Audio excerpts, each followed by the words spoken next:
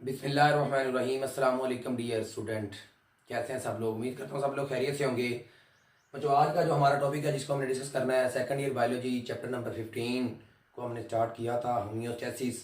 उसका जो आज टॉपिक है उसमें हमने डिस्कस करेंगे ऑस्मो रेगुलेशन, और फिर बाद में डिस्कस करेंगे साथ ऑस्मो रेगुलेशन इन प्लांट। तो हम अपने पहले तौर पर लेक्चर का आगाज़ करते हैं। ऑस्मो रेगुलेशन क्या होता है?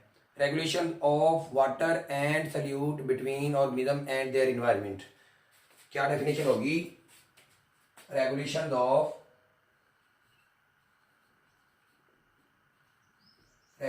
Of water and solutes between organisms and their environment। तो हमने बात की होम्योस्टेसिस की। कोई भी जानदार होम्योस्टेसिस करने के 3 वे थे, उनमें से एक जो वे था वो क्या था? ऑस्मो रेगुलेशन, जिसके अंदर क्या करता है कोई भी जानदार बॉडी के अंदर वाटर और सल्यूट की जो कंसंट्रेशन है इसको क्या करता है? मेंटेन करता है। अब अगर बात की जाए कि जो वाटर है ये इसका रिलेशन क्या है सेल के साथ, अब आप लोगों को पता होना चाहिए कि सबसे पहले बात तो ये याद रखनी चाहिए, जो वाटर है बच्चों ये क्या है? सॉल्वेंट है। सॉल्वेंट किसका? किसी भी सेल के अंदर, किसी भी सेल के अंदर जो सल्यूट मौजूद है ना, इस सल्यूट के लिए जो वाटर है वो सॉल्वेंट के तौर पे यूज होता है। वो किसके तौर पे यूज होता है? सॉल्वेंट के तौर पे यूज होता है।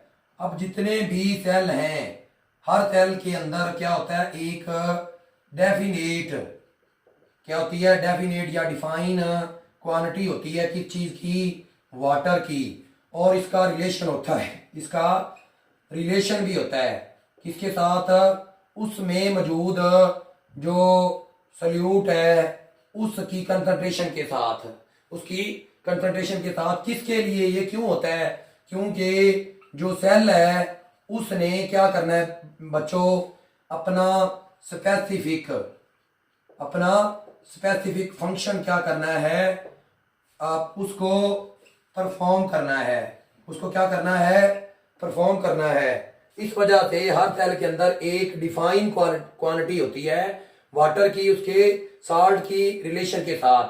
अब ये जो सारा मैकेनिज्म है साल्ट और वाटर की, इसको कोई भी सेल जो है वो क्या करता है?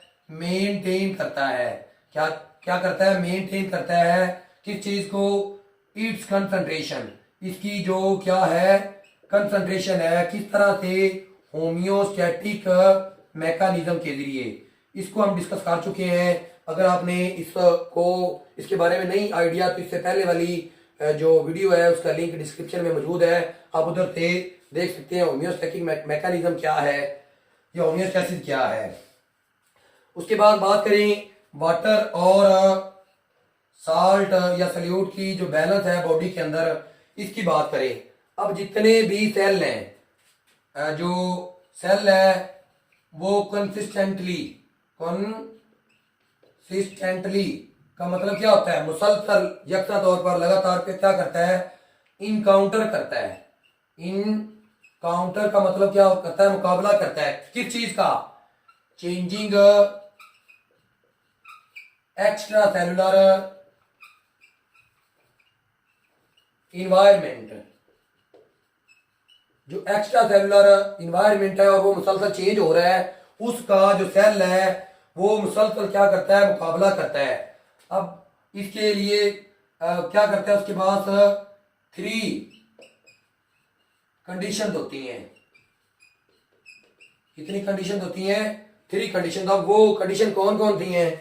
एक तो है हाइपोटोनिक, एक हो सकती है आइसोटोनिक, और तीसरी कौन सी हो सकती है? हाइपरटोनिक। अगर हम बात करें, ये याद रखिएगा, ये जनरल मैंने एक सेल ड्रा कर दिया है। तो सेल के अंदर दोनों चीजें मौजूद हैं, वाटर के मालिक्यूल हैं ये, और इसके साथ ये इसके अंदर क्या लें? सल्यूट की कंसंट्रेशन है। इसको इस सेल ने क्या किया होता है? मेंटेन किया होता है। अब ये सेल के लिए 3 कंसंट्रेशन या 3 कंडीशन दें। अगर हम बात करें हाइपोटोनिक, नाम से जाहिर होगा, हाइपो का मतलब होता है बिलो या आप कह सकते हैं कम, और आइजो का मतलब होता है सेम, बराबर कह लें, या हाइपर का मतलब होता है ज्यादा। तो इसमें क्या होगा, एक इन्वायरमेंट को आपने देखते हुए सेल की तीनों कंडीशन के बारे में बताना है। हाइपोटोनिक क्या होता है, मसलन एक ऐसी कंडीशन जिसके अंदर क्या होता है, जो एक सेल मौजूद है किसी भी इन्वायरमेंट के अंदर, जी ये सेल है, इस इस सेल के अंदर की बात कर रहे हैं, इस सेल के अंदर जो वाटर होगा उसकी कंसंट्रेशन क्या होगी, कम होगी, और इसके अंदर जो साल्ट की कंसंट्रेशन है या सल्यूट की कंसंट्रेशन है वो क्या होगी, ज्यादा होगी। इसके सराउंडिंग में बाहर जो वाटर है वो क्या होगा, ज्यादा होगा, और जो साल्ट है उसकी कंसंट्रेशन क्या होगी, बाहर कम होगी। तो फिर क्या होगा हाइपोटोनिक में, अब आपको पता है जो वाटर है अगेंस्ट द कंसंट्रेशन क्या करेगा, मूव करेगा। होगा क्या, वाटर बाहर से अंदर की जानब मूव करना शुरू कर देगा। वाटर क्या करना शुरू कर देगा, बाहर से अंदर की जानब मूव करना शुरू कर देगा, जिसका नतीजा क्या निकलेगा, जिसका अल्टीमेटली नतीजा ये निकलेगा, जो सेल का साइज है उसके साइज में क्या हो जाएगा, इजाफा हो जाएगा। सेल क्या हो जाएगा, स्वेलो हो जाएगा, फूल जाएगा। अगर हम बात करें दूसरी कंडीशन की, इसमें ये आपके पास ये क्या है, सेल है, सेल के अंदर वाटर का कंटेंट और सेल के बाहर वाटर का जो कंटेंट है वो बिल्कुल क्या होता है, सेम होता है, और इसके अंदर कोई चेंज नहीं होती वाटर की और साल्ट की। ये वाटर के मालिक्यूल्स हैं जी, और इसके सेल के अंदर जितने वाटर के मालिक्यूल हैं या साल्ट के मालिक्यूल हैं उतने ही बाहर साल्ट और वाटर के मालिक्यूल है। इस वजह से सेल के अंदर जो मूवमेंट ऑफ वाटर है वो बिल्कुल नहीं हो रही होती, तो सेल के अंदर कोई चेंज नहीं आता, मूवमेंट नहीं होती। अगर हम बात करें हाइपरटोनिक की, तो आपके पास ये क्या है, एक सेल है, सेल के अंदर हाइपर का मतलब होता है ज्यादा, ड्रा कर रहा हूं ये साल्ट के मालिक्यूल हैं ब्लैक को, और बाहर मैंने ये क्या कर दिए, साल्ट के मालिक्यूल ड्रा कर दिए। वाटर का जो कंटेंट है उसको हम रिप्रेजेंट कर लेते हैं, जो सेल के अंदर ये वाटर का कंटेंट है, और ये क्या थे बेटा, ये साल्ट के कंटेंट थे। अब आप देखिएगा ब्लैक डॉट आपको नजर आ रहे हैं जिनको हमने साल्ट कहा, तो साल्ट या जो सल्यूट की मिकदार है उसके सेल के जो सराउंडिंग एनवायरनमेंट के अंदर ज्यादा है as compared to inside the cell. अब जो वाटर है वो बाहर क्या है, कम है, और जो सेल के अंदर जो वाटर है वो क्या है, ज्यादा है। आपको बाहर नजर आ रहा होगा ये वाटर है, बाहर कम है सेल के इन्वायरमेंट में, और सेल के अंदर वाटर ज्यादा है। तो वाटर क्या करेगा, वाटर बाहर मूव करेगा, वाटर क्या करेगा, बाहर मूव करेगा। जब वाटर बाहर मूव करेगा जो सेल का साइज है उसके साइज में क्या हो जाएगी, कमी हो जाएगी। तो इसका नतीजा क्या निकलेगा, इसका नतीजा अल्टीमेटली यही निकलेगा, जो सेल है वो क्या हो जाएगा, श्रिंक हो जाएगा। वो क्या हो जाएगा, बिल्कुल कह लें श्रिंक हो जाएगा, सुकड़ जाएगा।